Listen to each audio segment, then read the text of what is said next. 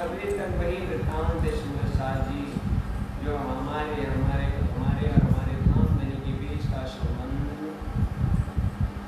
स्पष्ट करती है, क्योंकि बिन सन बंधन आइए कोटि निकालो आचार।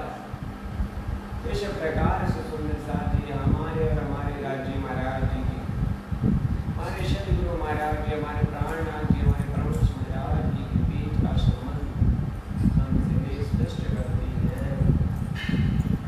इसलिए सुंदर साथ जी ने उन्हें कल की चर्चा में श्रवण किया कि कैसे कैसे सुंदर साथ जी श्री सदगुरु महाराज जी श्री महाराज शास्त्र को अपने पास मिला करके और जागने का कार्य सौंपा और अपनी अंतर ध्यान लीला विक्रम समस्त सौंपार की तत्पश्चात जब उनकी अंतर ध्यान लीला हो गई, सुंदर साथ जी कैसे भटक गए अपनी माया में। जिस लौकिक संसार को उन्होंने तिजांजलि दे दी थी, छोड़ दिया था, सदगुरु महाराज जी की वाणी को श्रवण न कर पाने से फिर से वो उसी माया में मगन हो गए सुंदर साथ जी। इस प्रकार से जब देखा श्रीपाल भाई जी ने, यानी श्री गांधी भाई जी की बहन, जब उन्होंने देखा कि यहाँ कोई चर्चा सुनने नहीं आता है और सब अपने अपने काम काज में व्यस्त हो गए हैं माया में, तब जाकर के श्री महाराज ठाकुर के पास वो विनय करती हैं। एक महाराज ठाकुर श्री सदगुरु महाराज जी की मसनद यानी गादी खाली है, अरे खाली होना सुंदर साथ जी के लिए ठीक नहीं है। सब सुंदर साथ अपनी अपनी माया में लग गए हैं। इस प्रकार से जब वार्तालाप हुई, श्री महाराज ठाकुर जी ने भी कहा हाँ यह आप उचित कह रही हैं, ऐसा नहीं होना चाहिए, क्योंकि जो उद्देश्य हमारे सदगुरु महाराज जी ने दिखाया अवश्य होनी चाहिए। इस प्रकार से सुंदर साथ जी क्या हुआ, सुंदर साथ जी महाराज ठाकुर ने श्री बिहारी जी को कहा कि वो उनकी नजरी पुत्र हैं, उनके वो जो है सुंदर साथ जी नस्ली पुत्र हैं, उनको बिठा करके गाड़ी पे उनकी मैं पहले प्रणाम करके चरण छू करके और उनके पास चर्चा श्रवण के लिए बैठूंगा, तो उसके पीछे सब सुंदर साथ जी बैठेंगे। ये भावना लेकर के सुंदर साथ जी और श्री महाराज ठाकुर जी आकर के श्री बिहारी जी को गादी पे बैठाए और उनके पास चर्चा श्रवण करने के लिए बैठे। और जहाँ साथ में बात भई पाएगा और पुनः चर्चा शुरू हो गई। प्रातः संध्या को चर्चा होती सुंदर साथ जी। इसी प्रकार से जहाँ तहाँ साथ में बात नहीं जाए, सुंदर साथ जी को फिर से पता चला कि सदगुरु महाराज की गादी से फिर से सदगुरु महाराज जी के वचन सुंदर साथ को लाभान्वित कर रहे हैं, उनकी आत्म जागृति कर रहे हैं। तो सब सुंदर साथ जी फिर से आने लगे। चर्चा श्री धाम की करे बिहारी जी जाए, श्री बिहारी जी परम धाम की जो चर्चा थी ना, वो कहते थे, सबके समक्ष कहते थे सब कीर्तन हुआ साथ विने, अर्चन सुंदर सार उच्चा आनंद मंगल होने लगा, रसोइयाँ होने लगी, आने लगे। शर्म कड़ी सबने को जाने था अपने, और सुंदर साथ जी शर्म आई जिन्होंने परमात्मा को छोड़ करके सदगुरु महाराज जी के दिखाए मार्ग को छोड़ करके पुनः अपनी माया में लग गए थे ना, उनको शर्म लगी। ज्यादा किया देने को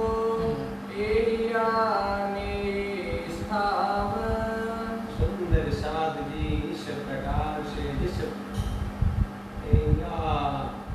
प्रकार से सुंदर साध जी ज्यादा किया दिन को देश धाम इस प्रकार से उस के कुल वंश का नाम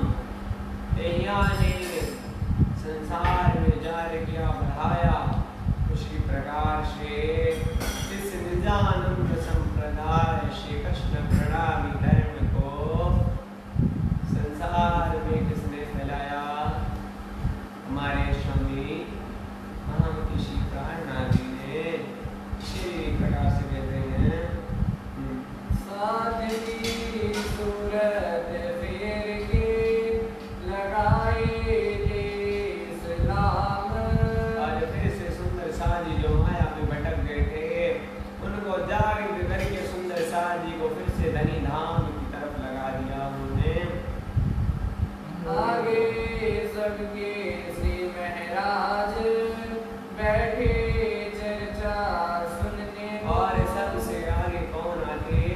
हमारे महाराज ठाकुर जी श्री बिहारी जी के पास आकर बैठ करके चर्चा श्रवण करते। सबो खंडनी कर समझा वही इन साथ के मोह। कहते हैं और जो सुंदर साध जी माया में रह करके ही और नहीं आते हैं रवि राम की चर्चा श्रवण करने के लिए, उनको कई प्रकार से उनकी खंडनी करते हैं, उनको समझाते हैं, उनको धनी धाम की राह दिखा करके समझा करके उनको धनी की ओर लगाते हैं। चर्चा की चर्चा करे कार्तिक ठौर।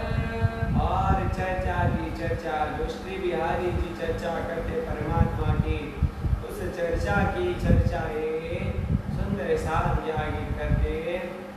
श्री धाम धनी साथ बिना ना दिखावे और क्या उद्देश्य दिखाते?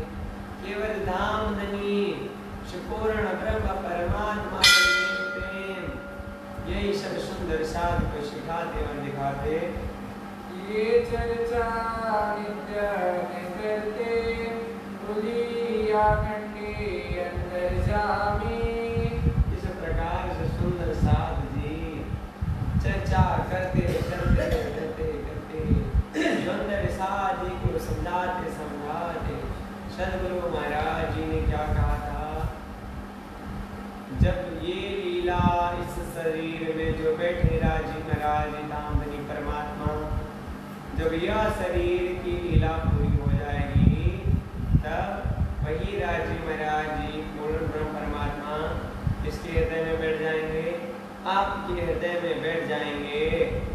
और जब बैठ जाएंगे, उन्होंने प्रश्न किया था ना, ये सदगुरु महाराज जी आप कहते हैं हम भी उसी धाम से आए हैं और आप भी उसी धाम से आए हैं, हम भी परमात्मा की यमुना यानी उनकी सखी हैं, आप भी हैं, तो आपको सब दर्शन होता, हमको क्यों नहीं होता?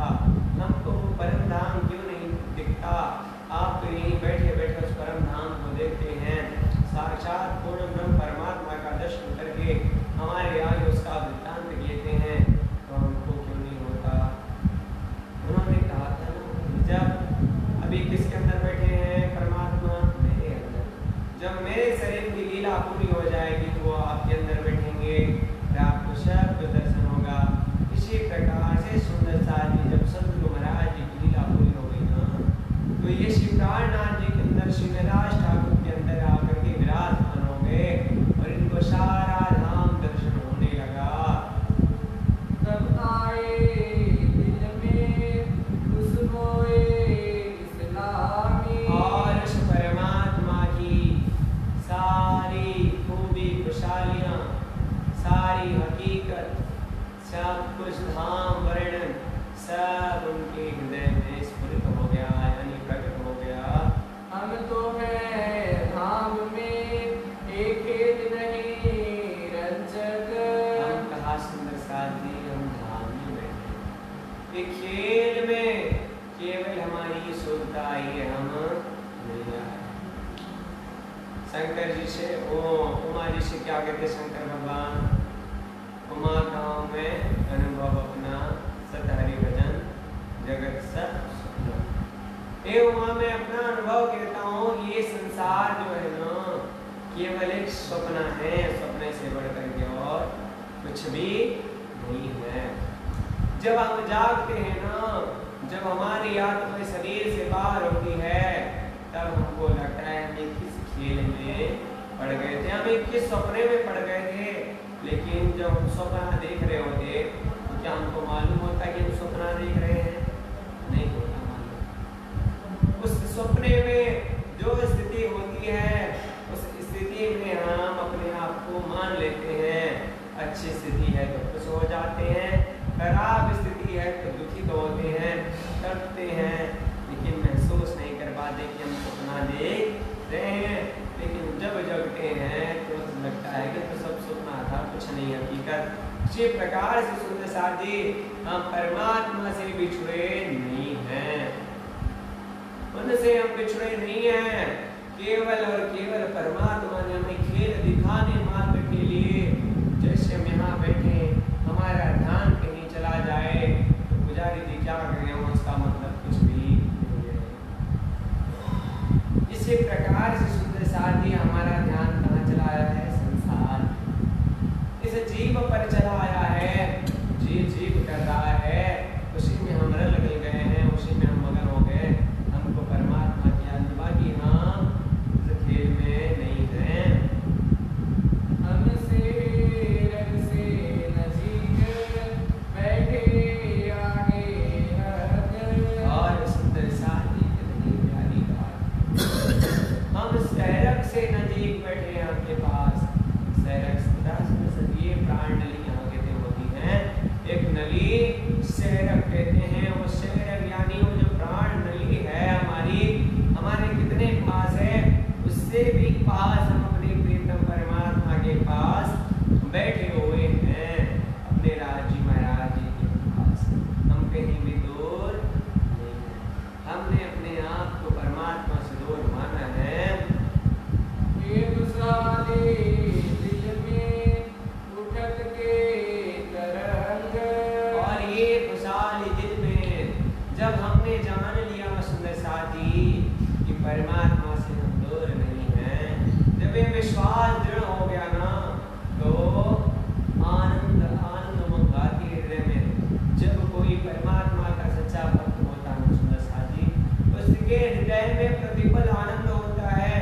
जो परमात्मा का नाम स्मरण करता है, परमात्मा के चिंतन में मगन रहता है, उसको पूछो क्या उसमें आनंद आता है।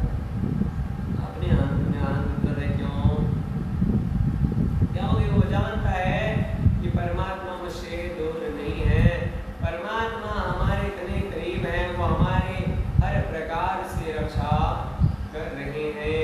हमारी खुशियाँ, हमारे दुख, हमारे सुख की सारी परवाह हमारे प्रीतम परमात्मा कर रहे हैं। हमारे नाम नजीक हक सुबान की अरमान। और सुंदर साहब जी, हमारे धाम जी शुभान की रंग, इस प्रकार से सुंदर साहब जी हम परम धाम के ऐश्वर्य स्वामी पूर्ण ब्रह्म परमात्मा अक्षराधीश जी कौन है? अर्धांगिनी है, कहते ना समुद्र का हाल में और ना जानू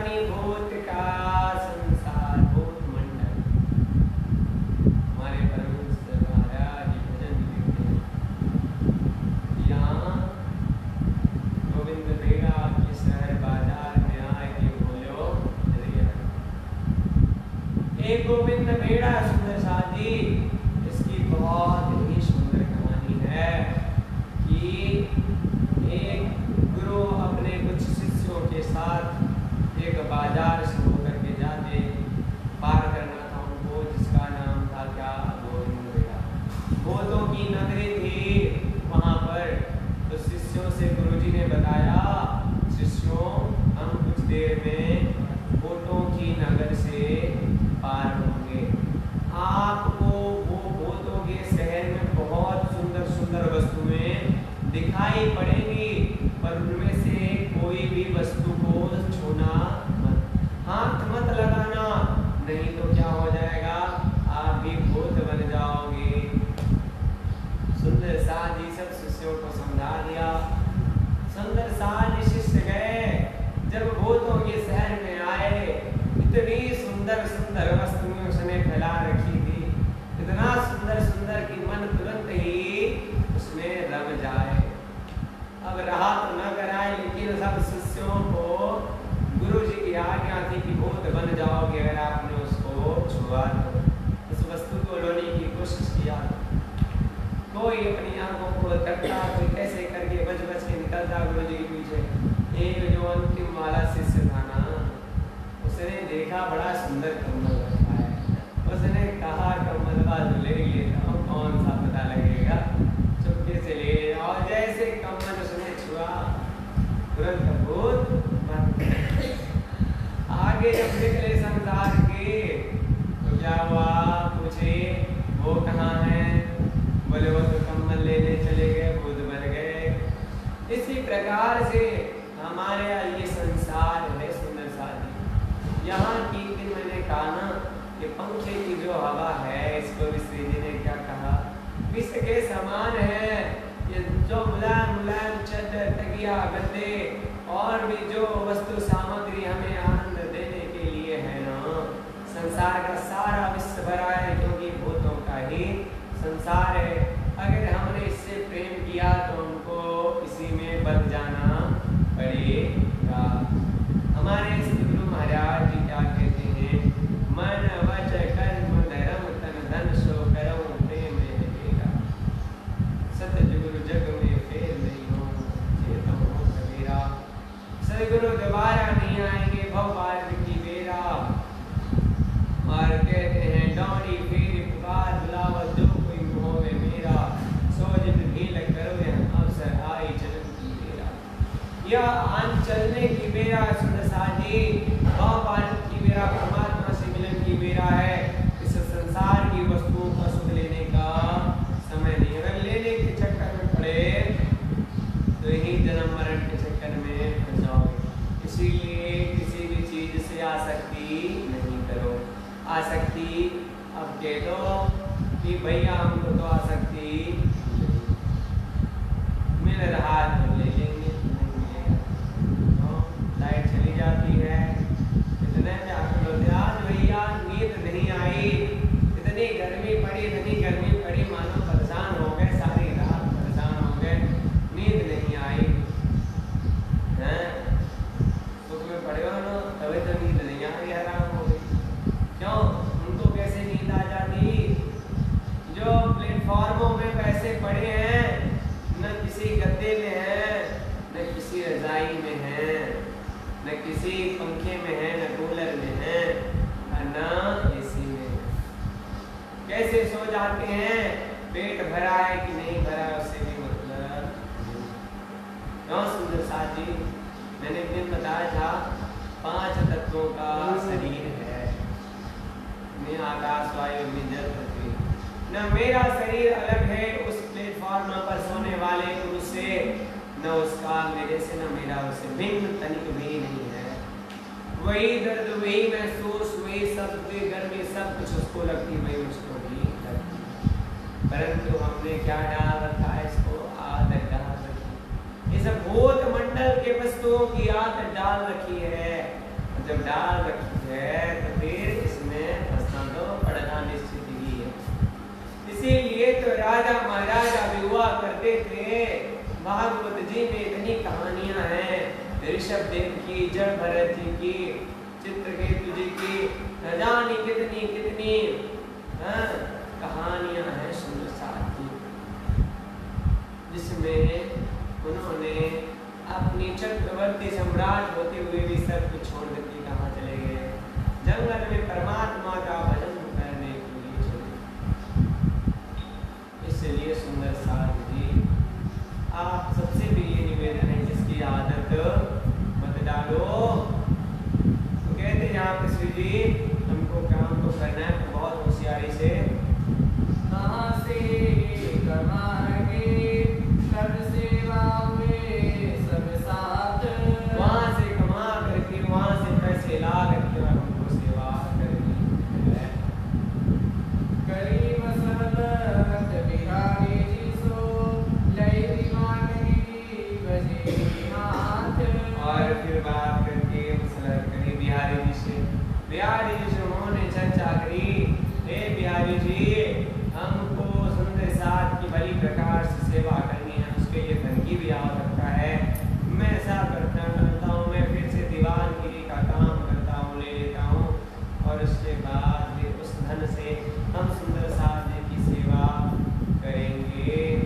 हाथ लगाए वजीर सो जाए दिन का लिया काम। और वजीर जी से बात की, वजीर जी तो प्रसन्न हो ही गए थे, क्योंकि कुछ समय पूर्व में उनके पास थे तो आनंद उत्सव से की बहुत ईमानदार और बहुत होनहार है, जिनको उन्होंने अपने पास रख दिया। तो इस वक्त आवे साथ में दीदार को ये शाम।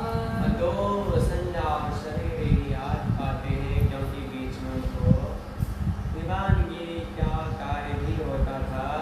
आया वो जनौकी का सिर के ऊपर सब, और संसार का बहुत सा काम उनके ऊपर आ गया। चर्चा के बजने को तो अंदर पड़या तब। और जो सुंदर साथ के बीच में चर्चा करते थे उसमें अंतर पड़ गया। तब गसला करके चुके नमक सुनन।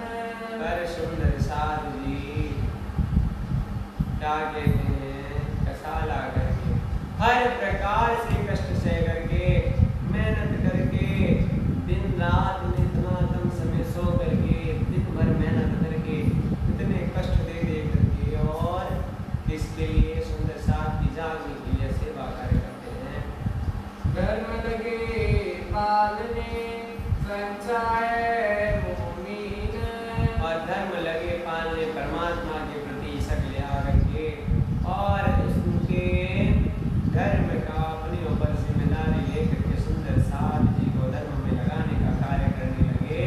यही सच्चे सुंदर साथ ब्रह्म सृष्टि का स्वरूप होता है। उठे पिछली रात को करने को दीदार। और सुंदर साथ जी पिछली रात को उठे, यानी एक बहुत रात्रि उसी बीच में उठ करके बिहारी जी पास आके सुने चर्चा परवरदिगार। और आकर के और परमात्मा की चर्चा को श्रवण करते हैं। स्वरूप चर्चा सुन के तब आवे दरबार। और परमात्मा की स्वरूप सुंदर संपूर्ण राशि टकरानी एकदम में विराजमान है, कहाँ कंचन को सिंहास दिन की 6 पाए 6 डांडी, एक डांडों में 10 संजबेरों के जल रहे।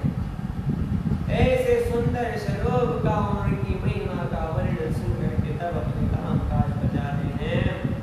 कारवार चलावे लौकिक होए के खबरदार। और सुंदर साथ जी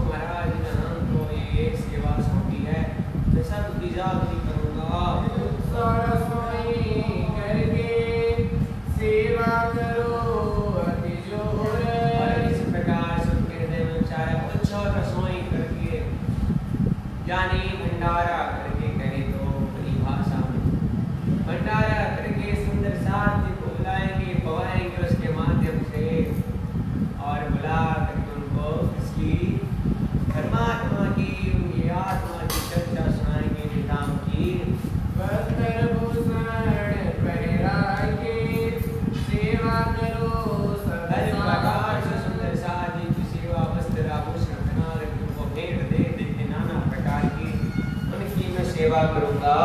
मेरे नाम रखिए इनके पकड़ाए हाथ। मेरे धाम धनी मेरे पियाली ने मेरे सदगुरु महाराज जी ने मुझे इन सुंदर साथ की जिम्मेदारी सौंपी है। माया ने बैठा के लागे थे हाथ। और माया में बैठा करके मैं उससे लाहा लूंगी यानी उससे मैं संघर्ष करूंगी। हाथ में जागे से नौ में कर। और सुंदर साथी ए जो हम सुंदर साथी अनेक अनेक और प्यार के अनेक कुटुंब कबीला बना करके बैठ गए हो। जो एक खेल में बैठ गए हैं ऐसा दोबारा अवसर आने वाला नहीं। इस खेल का आनंद उस संयोग इकट्ठे करने का आनंद जो है उनको जगाने का दोबारा मिलने वाला नहीं है। इस वास्ते इस बात की दूध होए करनी। इसलिए इस खेल का पूरा पूरा आनंद लेना है। इनसे प्रीत कीजिए सगाई जानना अपनी। इनसे मुझको प्रेम करना है। क्यों करना है? क्योंकि मेरे वो उस परम धाम के साथी हैं, मेरी यमुना है, इसलिए हमको इनसे प्रेम करना है। सोचने जाहिर में करो मनोरथ सब। और सुंदर साथी व्यक्ति जाहिर में भी सारी मनोकामनाएं पूर्ण कर इनको सुख दूंगा। लाभ देओ माया मिले धाम में बाधोगे तब। मैं इस माया में बैठ करके सुंदर साथी जो यहाँ सोई सुहागन धाम में जो करती हित रोशन तौल मौल दिल माफक देसी सुख सबन। वही सुहागन नार है परमात्मा की जो इस संसार में रह करके और धनी धाम की तरफ इन सुखवाणी मध की लेव तो सार में गई सुख सो में ये सुख देव ब्रह्म सृष्टि को तो मैं नाना। ये जो वाणी है ना, ये जो ज्ञान है, आत्म की जो खुराक है, उसका आनंद लेके जब मैं दूसरे अपनी सखियों को अपनी यमुनाओं को अपने साथियों को दूंगी ना तब मैं धन्य हो जाऊंगी। यजमाए से साथ को करत हक सुभान। और वो परमात्मा इस प्रकार से परीक्षा लेते हैं, सुंदर साथी को खेल दिखाते हैं।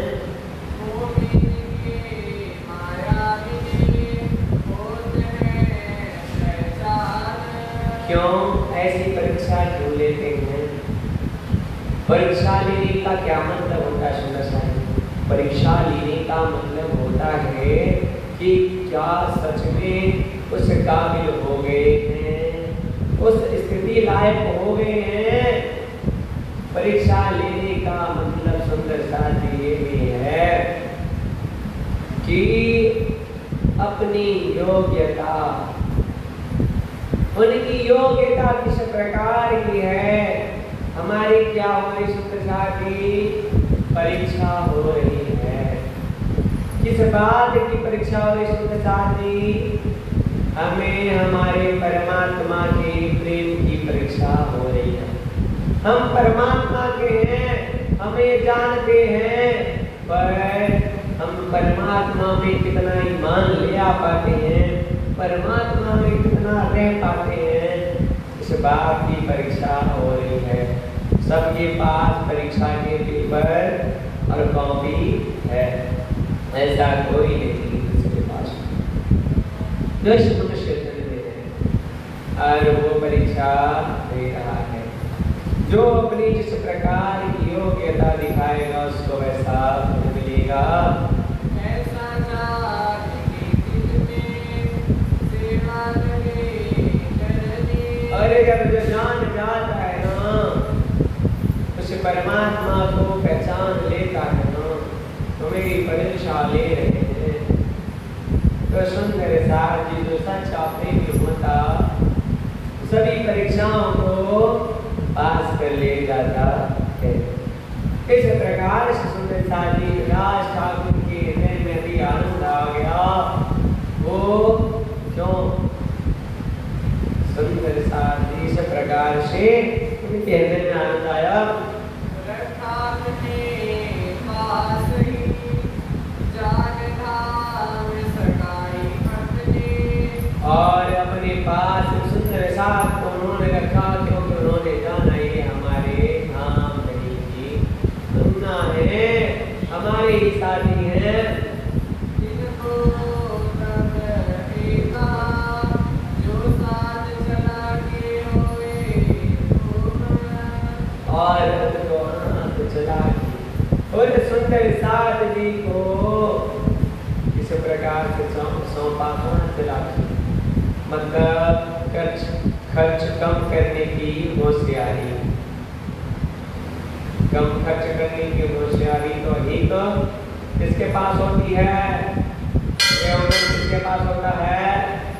हमारी माताओं के पास होता है कि पैसा आएगा और कम खर्चे में काम गुजार लेंगी, सब्जी भी लेने जाएंगी, वस्त्र भी खरीदने जाए भैया इतने का नहीं खरीदना है इतने में जो है ऐसा सबसे होता नहीं। तो जो सुंदर साथ की इस काल में प्रवेश है ना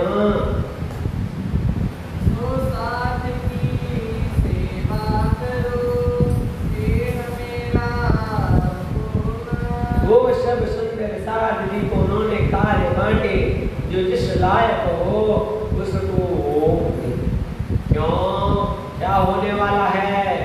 भंडारा होने वाला है। अभी मैं सोच रहा यहाँ होने वाला है वहाँ नीला में होगा भंडारा।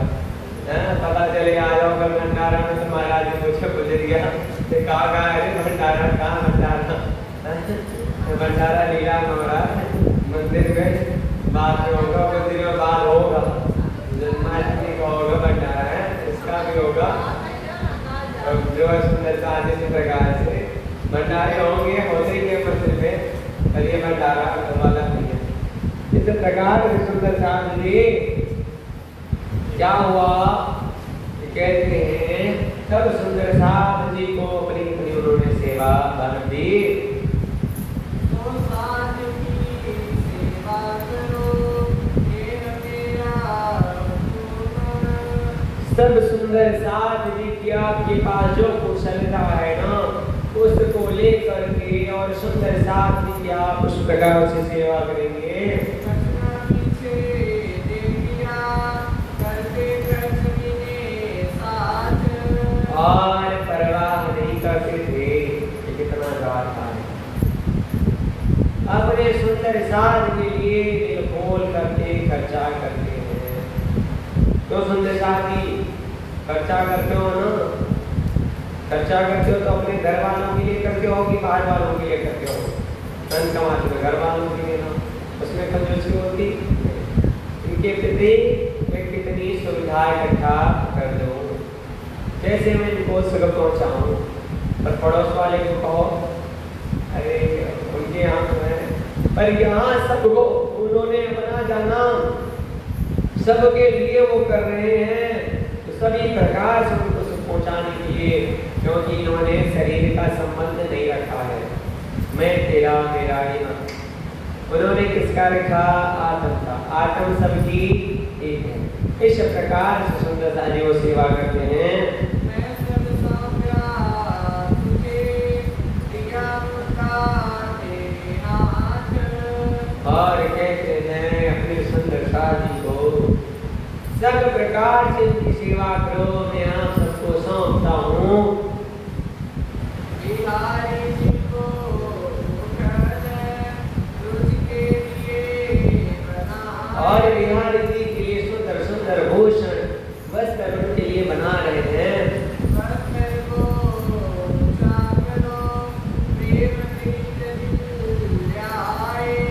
और कहते हैं प्रेम प्रेम मिलता है। सबको सुंदर साथ की सेवा करते हैं और प्रेम अपने हृदय में उनके लिए रख करके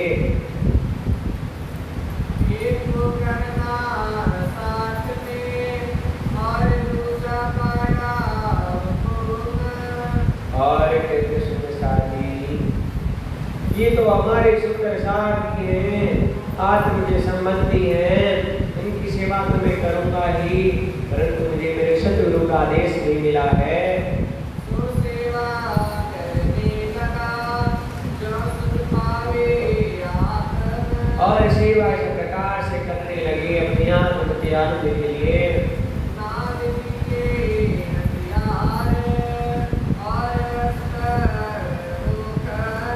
और इस प्रकार कहते हैं यारी जी के बहाने नाम जी के लिए जो कटार यार ना उसके लिए भी सुंदर से और तलवार की अपनी म्यान होती है जिसमें वह उसमें भी सुंदर सुंदर उसको जड़ा रहे हैं, सुंदर सुंदर सजवा रहे हैं।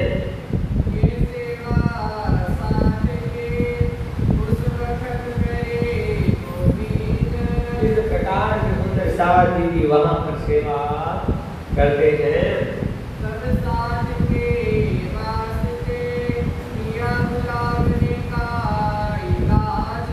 और सुंदर साथ जी को ये भंडारा इस प्रकार से करके ये उत्सव रसोई सब सुंदर साथ जी को बुलाने के लिए योजना बनाते हैं। इनको इकट्ठे करके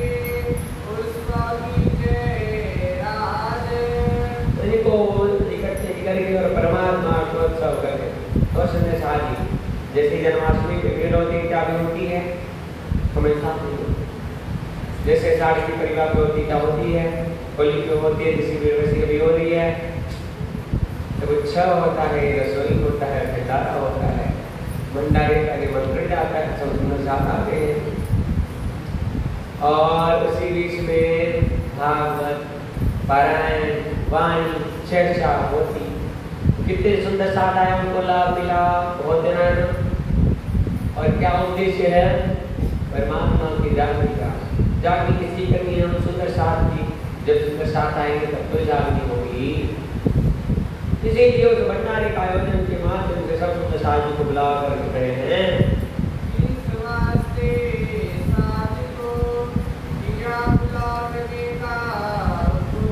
इसीलिए सब सुंदर साथ जी को बुलाने के लिए हुक्म करते हैं।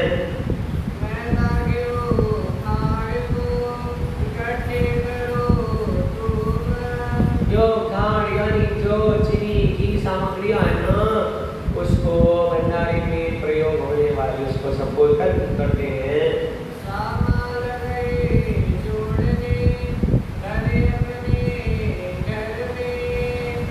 और सुंदर साथ जी सामान ले आए हो तो कहाँ रखा उन्होंने, अपने घर में। क्यों? क्योंकि उनको इस बात की खबर नहीं थी, इस सामान को मेरे घर में रखने से बिहारी जी के मन में ईर्ष्या हो जाए। उनको इस बात की खबर नहीं थी। जो सच्चा है उसको इस बात की क्या ही खबर, किस प्रकार से वो आशंका लिया, उसके मन में आशंका थी नहीं, वो किस प्रकार से इस बात को सोचे। महाराज ठाकुर की जो भंडारे की सामग्री थी उसको कहाँ पे एकत्रित किया, अपने घर में।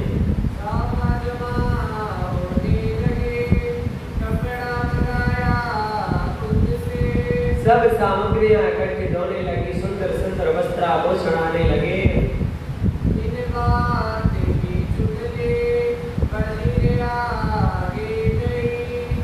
और ये बिहारी विशेष है नहीं, उनको क्या लगा सामान मेरे यहाँ होना चाहिए कुछ बात, लेकिन माया है, माया ने सब पर पर्दा डाल रखा है। कर सब बिहारी जी के लिए रहे हैं, बिहारी जी को शोभा दिलाने के लिए, सुंदर साथ के लिए कुछ कर रहे हैं, नौकरी कर रहे हैं, नौकरी पैसा कमा रहे हैं, किसके लिए, सुंदर साथ जी के लिए। सब सारा समर्पण है, लेकिन अभी बिहारी जी का कपट नहीं जा रहा है। उन्होंने कुछ ना विचारिया, बात दिल में लई। और जो राजा के सिपाही थे ना, उन्होंने कुछ विचार नहीं किया। उन चुगलखोरों पे जैसे एक और बात होती है, कहते हैं जो बड़के होते हैं ना, उनके क्या होता है, कान भर होता है, आँख नहीं होती है। यद्यपि होती है पर ज़्यादा प्रयोग नहीं करते हैं। बड़के लोगों से जाकर के कहो, कहावत है ना, आपका कान कौवा ले गया, तो कान नहीं टटोएंगे और कहेंगे कौवा कहाँ है, ढूंढो भाई कौवा कहाँ कान लेके जा रहा, कान नहीं लेकिन मेरा कान यही करे। ऐसा होता सुंदर साहब जी। उसने उन लोगों ने जब चुगली करी, उन्होंने ध्यान नहीं दिया इस बात पे, तुरंत उनको पकड़ा, न उसकी जांच की न पड़ताल की, और उनको सीधे जाकर के सामान जब्त कर लिया। ये तो कारण है धनी को करने। अब क्या करें यहाँ पे, ये तो कारण इसको करना है धनी को, राजी महाराज जी को ये कारण करना। वो तो लीला करने के लिए सारी परिस्थितियां प्रकट कर रहे हैं। जो दुख होता है ना, दुख सुख सब परमात्मा अपने भक्त को उसको शिक्षा देने के लिए करते हैं। उसके मंगल जिस भी प्रकार से हो पाए, दुख देने से सुख देने से सारे प्रकार से वही करते हैं। इस प्रकार से सुंदर शादी सारा कारण कारज ये सब परमात्मा ने बनाया था। इस वास्ते माया का हुआ धक्का एक समय। इसलिए इस प्रकार से किसको धक्का लगा, निराश ठाकुर को, कि मैंने सुंदर साथ जी के लिए नौकरी स्वीकार की, यद्यपि मुझे इसकी आवश्यकता, उसके सेवा के लिए सुंदर साथ जी के लिए मैं भंडारा करने के लिए, उनको इकट्ठा करने के लिए, उनकी सेवा करने के लिए, उनकी आत्म जागृत करने के लिए सारा सब कुछ प्रबंध कर रहा था। क्या दोष था, किस प्रकार से ये हो गया, और उनको ले गए, इस बात का विचार करने लगे।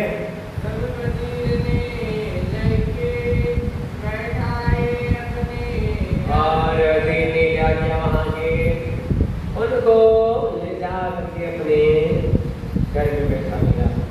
यानी जो राजा होते थे ना, उनके यहाँ सारी व्यवस्था होती थी। उनके यहाँ जैसे अभी जेल बनी है ना, थाना चौकी बने हैं, सब राजा के महल के अंदर होता था। जिसको सजा सुना देता था, सजा देने का भी प्रावधान सभा बहुत बड़ा महल होता था, सारी व्यवस्थाएं, क्योंकि पूरी प्रजा का संरक्षण मतलब राजा होता था। उस प्रकार की न्याय व्यवस्थाएं थी, जिस भी प्रकार से राजा प्रजा की ठीक अनिहित की फिक्र करता था, उसको अच्छे बुरे की समझ देता था, उसके अच्छे खराब कर्मों पर उसको दंड दिया करता था। राजा के लिए फांसी तो फांसी, राजा के लिए बात बरी तो बरी, राजा के देश को जेल में डाल दो, राजा सुनाता था सदा। तो ले जाकर के उनको अपने घर में रख लिया उन्होंने।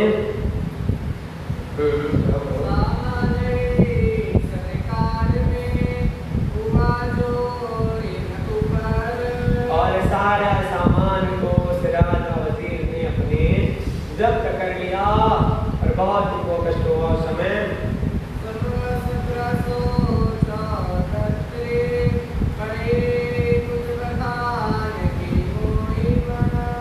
और संवत 1714 में क्या हुआ, कुतुबुल खान ने वहाँ पे हमला कर दिया। कहाँ पे, जामनगर। क्यों, राजा तो जामनगर के दूसरे थे, पर हुकूमत किसकी थी, हुकूमत थी उस समय औरंगजेब की। जो बादशाह का जो मुगल शासन था उस टाइम में ना, तो राजा भी क्या होते थे, प्रकाशहीन होते थे। वो अपनी प्रजा से कर ले करके और क्या करते थे, वहां टैक्स के रूप में उसको जमा करते थे। किसके पास? मुगल शासन के पास। वो एक सैनिक को बेचता था, इकट्ठा करता था, सभी राजाओं के पास से धन वो आता था, तो जो उसका साल 6 महीने में जो उसको भी दिया जाता था कि मेरे राज्य की आपने जितनी वसूली रख रखी है भैया उसकी, तो इन राजा ने उसका टैक्स चुकाया। जैसे हमारे यहाँ जाओ, जैसे खेती देते ना, खेती दिया किसी को तो उसे कर लेते ना, उससे हमने उसको खेती दिया है तो उसे कर लेंगे, और नहीं देगा तो दंड देंगे, पनिशमेंट देंगे उसको, कहेंगे उसको, सुनाएंगे उसको, दरबार में आके सजा दिलाने के लिए कहेंगे। उसी प्रकार से यदि ये भूमि परमात्मा की बाल भूमि किसी की अधीन नहीं है, लेकिन उस समय कुछ दुर्भाग्य का समय भारत देश का कुछ ऐसा था, कुछ काल तक कि यहाँ पे विदेशी आक्रांति लोग आकर के यहाँ पे अपना राज उन्होंने किया, और किसके कारण किया? हमारे यहाँ के कारण। नहीं तो यहाँ कोई किसी भी प्रकार से कभी शासन नहीं कर पाते। क्यों? क्योंकि जब यहाँ देखते ना कि पड़ोसी राजा को एक आकर के उसको मान रहा है, तो उसको ये नहीं सोचते थे कि कल ये हमको भी मारेगा, मार रहा अच्छा कर रहा है। उसने क्या किया? आज उसको मारा तो कल आपको भी मारा। ऐसे ही एक दूसरे को दंड देते हुए किसी ने आवाज नहीं उठाई, और एक दिन ऐसा आया कि सबको दंडित होना पड़ा।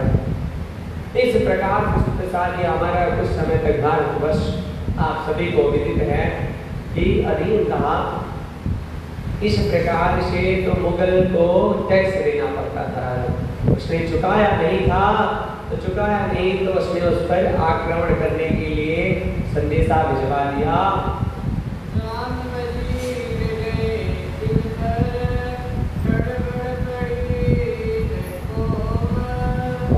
जो जाम राजा थे, उस जाम नगर के राजा थे, वो मुगल के पास गए, शासन के पास गए। उसने शासन के पास बात करने के लिए चले गए कि मैं जाकर तुमसे बात करके आता हूँ कि मैं आपका टैक्स कुछ दिनों में चुका दूंगा, आपका जो है हमें परेशान न किया जाए। ये बात करने के लिए वो चले गए।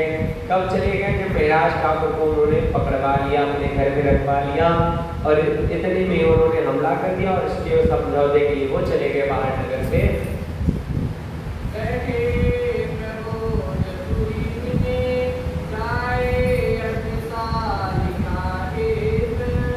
और कहते हैं प्रबोधपुर के हफ्सा में वो पहुंच गए।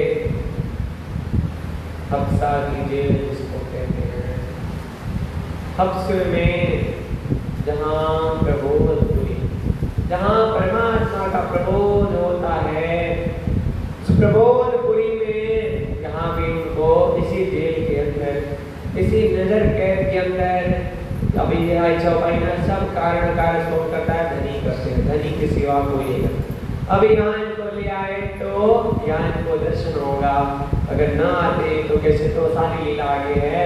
इस प्रकार से विचार करने लगे कि इस्लाम का उन्होंने प्राणनाथ जी ने विचार किया, महाराज शाहजहां हमने क्या गलती की, हम तो धर्म का काम कर रहे थे, क्यों ऐसा पर पहुंचाया सत्य वक्त, हम पे ऐसी कठिनाई, ऐसी परिस्थिति क्यों परमात्मा आपने दे दी। बताना सुंदर साहब, जो गलत होता है ना, गलत किया और इसने उसको दंड मिले तो एक बार वो चल जाता है प्रायश्चित, और जिसने न किया हो, अगर उस पर आरोप लगा करके उसको दंडित किया जाए, उसको दुगना कष्ट लगता है। इस प्रकार से इन्होंने कुछ किया नहीं था, इनको जेल हुई, नजर कैद हुआ, तो इनको बहुत पश्चाताप होने लगा। परमात्मा से कहने लगे मैंने क्या गलती की थी, हम तो बंदगी में थे, क्यों ऐसा किया इत, मैं तो परमात्मा की सेवा, उसकी बंदगी, उसका एक सेवा में लगा हुआ था, ऐसा क्यों हुआ कि मेरे मन में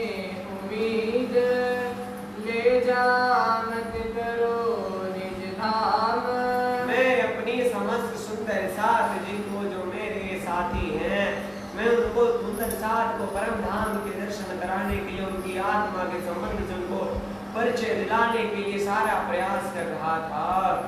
और कुछ ये वास्ते कचना लिया काम। इसलिए सुंदर सार जी कहते हैं और कछुए वास्ते कछु न लिया काम। किसी और में किसी भी प्रयोजन से इस कार्य को नहीं कर रहा था। यह विचार करते श्री देवचंद्र जी बैठे दिल में। और ये विचार करते करते होता ना अभी परमात्मा की याद आती है। जो सच्चा होता है और उसके साथ असत्यपूर्ण व्यवहार होता ना तब उसको अपने परमात्मा की याद आती है। जो भक्त होता है उस पे जब संकट आता है ना तो उसको बहुत किसकी याद आती है? उसको किसका सहारा होता है? परमात्मा। और कहते हैं जिसको परमात्मा का आश्रय होता है, परमात्मा उसके आश्रय बनते। जिसको संसार का आश्रय होता है वो परमात्मा उसके आश्रय नहीं बनते। जैसे हम सभी के आश्रय कौन हैं? हम सभी पे मुसीबत आएगी तो हम अपने संगी साथी हैं जो हमारी जाने की मदद करने वाले होंगे उनको हम ढूंढेंगे। इस समस्या से हमको वो बचा लें। पर वो समस्या किस कारण से आई? हमारे प्रारब्ध के कारण से। भक्त पे आई है तो उसका मंगल करने के लिए आई, और हमने तब संसार का सहारा ले लिया ना तो मतलब हमने गलती कर। हमें केवल किसका सहारा लेना होता है? परमात्मा। जब ऐसी बात आई और केवल परमात्मा में जिसकी दृष्टि गई ना उसका सर्व प्रकार से मंगल हो जाता है। और एकांत करके दिल हुआ विचार में। और जब एकांत ठौर में हुए तो बार बार ये विचार उठता लगे चर्चा करने वर्णन वाणी स्वरूप। और कहते हैं इस प्रकार से वो चर्चा करने लगे। साक्षात उनके हृदय धाम में राजी महाराज शत्रु महाराज जी की बैठक होगी और स्वरूप सारी चर्चा उनसे करने लगे। यो करते दिल खुला बैठे दिल सुंदर रूप अनूप। और सुंदर साध जी उस परमात्मा की बैठक हो गई इनके हृदय में। वह सारे सब कुछ स्पष्ट हो गया उनको। उनके दर्शन हो गए, उनके वचनों का लाभ मिला, ब्रह्मांड का दर्शन होने लगा सुंदर साध जी को। सब कुछ हुआ। अभी यहाँ पे ही वाणी अवतरित होगी, यानी हमारे स्वरूप साहब की जो वाणी है यहीं पे अवतरित हुई है। इसी दुख से इसी ग्रह से इसमें तो एक चौपाई श्रीलाल दास जी महाराज जी केवल परिचय दे रहे हैं इसलिए लिखा है। लेकिन हमारी वाणी देव रास प्रकाश प्रकाश में बहुत है। अरे खंड ऋतु में है सत्यसादी। खंड ऋतु का जब आप विरह सुनेंगे ना सदगुरु महाराज जी से किस प्रकार से महाराज ठाकुर ने उनके लिए विरह किया है, उनके लिए इतनी याद इतनी तड़प लगी है ना कलेजा कांप जाएगा। इतना उन्होंने उनको याद किया, इतने आंसू बहाए, इतने दुख आए, इतनी अपने हृदय पे पीड़ा ली। दुख ते विरह उपजे विरह ते उपजे सच इशक प्रेम दबाइयां तो न चल मिले हक। तो जब दुख आता है तब विरह आता है, तो विरह से बनता है इश्क, और इश्क से मिलते हैं इश्क से प्रेम, प्रेम से परमात्मा। जिनको क्या आया दुख आया संसार का, तो इनको क्या आया विरह आया परमात्मा के लिए। तो विरह से क्या हुआ? इश्क हुआ, प्रेम उत्पत्ति हुआ, और प्रेम से क्या हुआ? परमात्मा हुए। ऐसा नहीं सुंदर साथी हमने और आपने विरह कह दिया और विरह की बात समाप्त। विरह वो है जिसे में कहते हैं सुन की हड्डी मांस सूख गई। विरह करते करते इतनी कठोर विरह वेदना ना वाणी छीन लीजिए क्या हो जाएगा। बहुत प्रकार से उन्होंने उनको याद किया। वे संताप किया। इस प्रकार श्री राज महाराज जी की उन पर कृपा हुई और उनके हृदय में बैठ और सारा स्वरूप का वर्णन शुरू हो गया।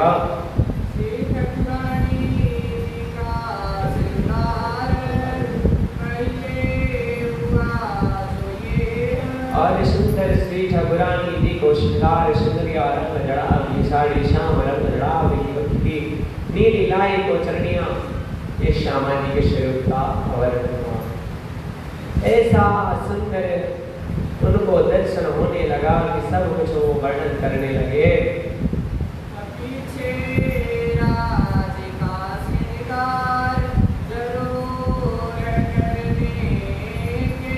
और पीछे सुंदर शिराज जी महाराज जी को श्रृंगार सुंदरिया रंग जड़ाव को कहते हैं। सुंदर शिराज जी महाराज जी को श्रृंगार सुंदरिया रंग जड़ाव को चीरा आसमानी रंग जड़ाव की बिछौरी नीलो नबीलो बीच के रंग को करता किसरिया रंग जड़ाव की जार श्वेत रंग जड़ाव को जामा। इस प्रकार सुंदर शिराज जी महाराज जी के स्वरूप का वर्णन होने लगा।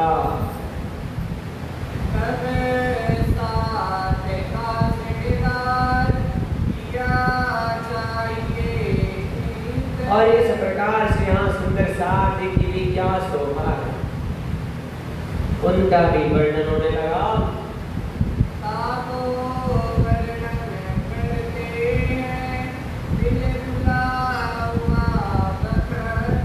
इस प्रकार से उनका वर्णन करते हैं।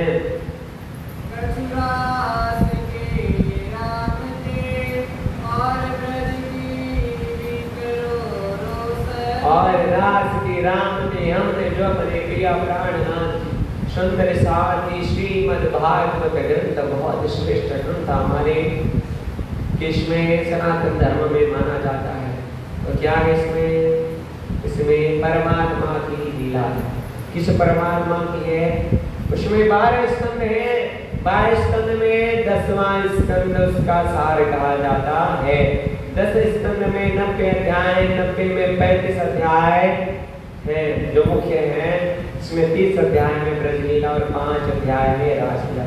वो 5 अध्याय सुंदर जी भागवत का प्राण कहा गया है। 5 अध्याय रास कोई भी वक्ता होगा वो यही कहेगा। तो सुंदर साथी प्राण के बिना कोई जिंदा रह सकता है? सबसे पूरी बॉडी है, बॉडी में सबसे जरूरी क्या है? प्राण। प्राण न रहेंगे तो पूरी बॉडी कोई काम की नहीं है। तो प्राण क्या है? वो रास है। रास में क्या है? उस परमात्मा और आत्मा के मिलन की लीला है साथी। तो यहाँ पर क्या अवतरित हुई? उस परमात्मा और आत्मा के मिलन की लीला अवतरित हुई। उस भागवत में पूरी लीला अवतरित नहीं हुई सुंदर साथी। सुखदेव महाराज प्रकाशवाणी में वृत्तांत आता है। जब सुखदेव मुनि जी महाराज परीक्षित जी को ये कथा सुनाने के लिए बैठे ना, उन्होंने सुनाया और कहा ये परीक्षित मैं आपको अब वो कथा सुनाने जा रहा हूँ, वो लीला सुनाने जा रहा हूँ जो आज तक किसी ने प्रकट नहीं की। इसलिए आप उसको बीच में मत रोकना है। परम परमात्मा की रसमयी लीला है। आप बिल्कुल शांत होकर सुना, बीच में प्रश्न मत करना, क्योंकि मैं इसको अपनी सूरता से उसमें चिंतन करके और वो धारा लगाऊंगा, वो आएगी, प्रवाहित होगी। लेकिन अगर आपने बीच में इसको टोका तो वो प्रवाह बिगड़ जाएगा, वो धारा खंडित हो जाएगी। कहा ठीक है मुनिदेव।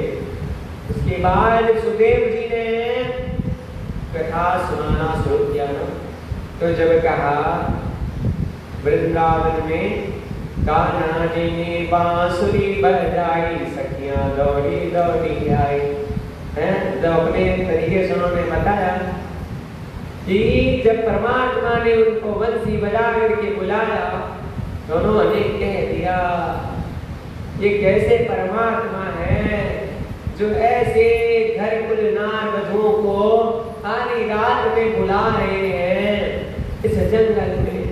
उन्होंने इसका भेद नहीं जाना। क्यों सुंदर साध जी वहां पे सब अपना तन लेके नहीं जा रही थी, वो आत्माएं जा रही थी, तन नहीं जा रहा था। क्योंकि जो जैसी तैसी दिख दौड़ी कहते हैं जैसी थी वैसे निकल के लौट गई, दूध दूर रही है तो बाल्टी लोटा छोड़ के भग गई। पति जी नहा रही है तो लोटा सिर पे पटक के भग गई। कंघी बाल फेर रही है तो कंघी लगी है और चल पड़ी। बांसुरी बजी तब वृंदावन की रास। और कहते हैं और क्या, परोस रही खाना तो आगे लेकर के भग गई। और बच्चे को जो दूध पिला रही ना, वो बच्चे को नीचे छूट गया, पता नहीं चला और चल पड़ी। और जिसने रोक लिया कि हम तुझको जाने नहीं लेंगे, केवाड़ बंद कर दी ना, उसने कहा तुम मुझे क्या रोक पाओगे, तुम मेरे शरीर को रोक सकते हो, मेरी आत्मा को रोक सकते हो। ये सारी लीला तो आत्मा की है, इसका शरीर से कोई लेना देना किसी भी प्रकार से नहीं है। इस शरीर की कोई घटना लीला रास की नहीं है, ये आत्मा की लीला सुंदर आत्मा की। इस प्रकार से वो परमात्मा के प्रेम की प्यासी वो आत्माएं परमात्मा के पास बैठी। शरीर कैसे, जिन्होंने किवाड़ बंद कर दिया ना, तो उनका शरीर वहीं पे छोड़कर उनकी आत्मा श्राप लीला में प्रवेश कर गई और परमात्मा के पास पहुंच गई और अपने आनंद की लीला हो गई। सुंदर सारी हो सकता है शरीर की लीला, शरीर छूट जाए तो सारी लीला ही समाप्त है, शरीर के बिना कुछ लीला। इस प्रकार देखिए वहां किसकी आत्मा, आज किसकी लीला थी, आत्मा की, उस परमात्मा से। यहाँ तो किसकी खुराक ले रहे हैं, आत्मा की खुराक ले रहे हैं। शरीर की खुराक तो घर में बैठ करके लेते हैं। ये आत्मा की लीला, परमात्मा की कथा, परमात्मा का प्रेम कौन अनुभव करता है, आत्मा करती है। वो महान लीला हुई जो भागवत का भागवत का प्राण हुआ। जो भागवत का प्राण है वो कैसे इतना हल्का हो सकता है। 5 अध्याय राज भागवत का प्राण है सुंदर सार जी।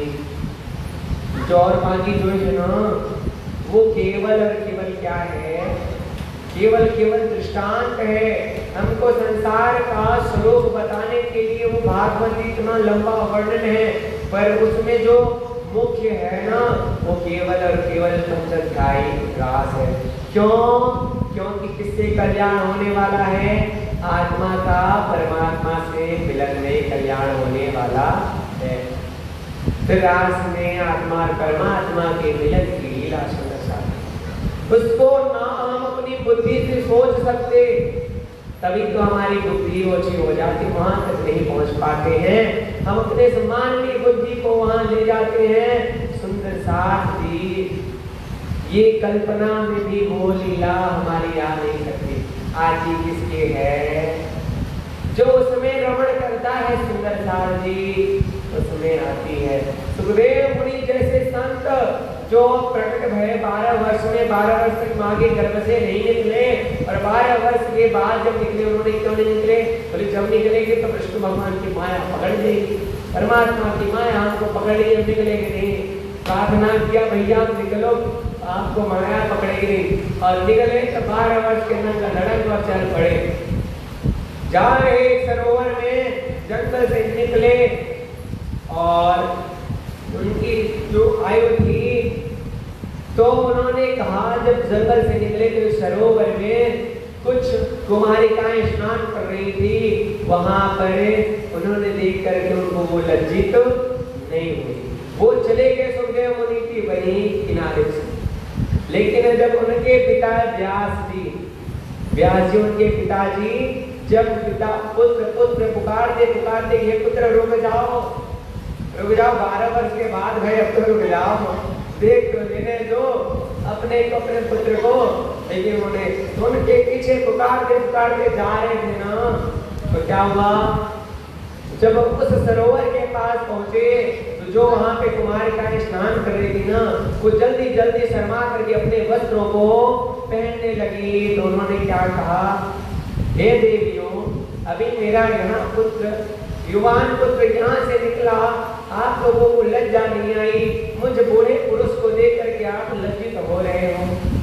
उन्होंने क्या कहा, कहा, हे ऋषि, हे व्यास जी, आपके पुत्र को किसी भी प्रकार से इस लौकिक संबंध की उसको ज्ञान नहीं है, वो इससे बहुत परे है, तो वो इससे बहुत ऊपर है। इस प्रकार के उनके मन में किसी भी प्रकार से कोई भेदभाव नहीं है कि कौन स्त्री है और कौन पुरुष है। ऐसे सुखदेव मुनि जी इस रास ग्रंथ को, इस रास को अपना प्राण कहते हैं, उसका चिंतन करते हैं, जिसको संसार से किसी से भी संबंध से कोई राग नहीं है।